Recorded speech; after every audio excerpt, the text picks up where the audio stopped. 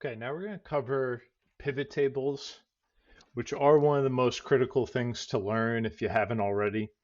The benefit of the pivot table is that it takes a huge data set like this, which is over 100,000 lines, and allows you to format the information in such a way that you can provide good summaries to your customer, your internal partners, whoever you want to send information to, even if it's just to yourself so you can get a better grasp on all the information that's here.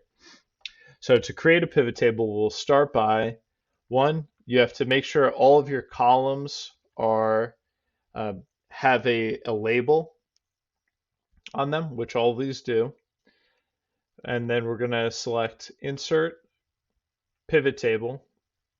And you can see we formatted this entire sheet as a table before, so we can see that the whole table is selected. I'm going to hit OK. And now on a new tab, we have a pivot table showing up. So I'm going to rename this pivot. Okay. To start, I always like to format this by right-clicking, selecting Pivot Table Options, Display, and then Classic Pivot Table Layout. In my opinion, this is the best way to look at it. It allows you to drag and drop your fields in here and is a little bit more interactive. Okay, so let's start dragging in information that we want to look at. So we can bring in order reason, sales document type. We can bring in if it's a bulk order or if it's a Mark IV order. Now you can see that there's a subtotal showing up for each row that we pull in. In my opinion, this creates an ugly looking table that's a little cluttered. So to eliminate this, we select Design, Subtotals, Do Not Show Subtotals. Now you can more tactically add subtotals. So let's say we don't have any, but let's say we wanted to add one in just for the account numbers. Now you can have a subtotal that was added in a smart way and it doesn't look super cluttered. In fact, it actually adds value to the table because it separates the two accounts that we have here.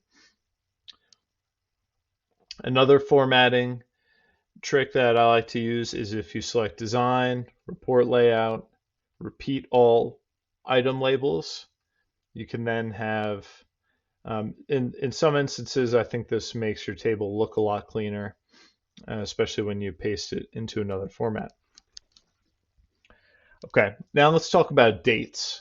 So oftentimes, if you pull in a date, so let's pull in start ship date, you might get it where all of the dates show up individually. But let's say that you could see here that this is cluttered, and let's say we wanted to see this more on the month basis. So if we right click and select group, we can click months, we can click quarters, or even years. And each one of these will give us a new breakout based on the date that was already selected.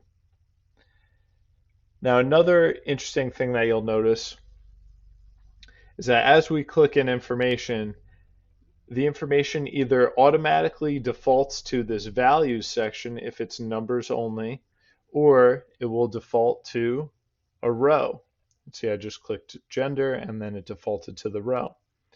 But one thing that you might use every so often is a column. So if I drag my quarters up here, or I could drag quarters to columns here, it formats it in some instances in a much nicer way. So this is a good tool to know that you have. But I only recommend you use columns if you only have one value pulled in. So let's say I select processing and I also want to see my unavailable dollars. You can see now that the amount of information just completely gets blown out of proportion. And it would actually look better if our quarters were over here. So if you only have one value, you can consider using a column to improve your summary. But if you have more than one value, I recommend only sticking with the rows. Okay, last thing we'll touch on here is when you want to use filters. So this is when you can filter within the pivot table, but let's say you don't want to see what's in here. You could only select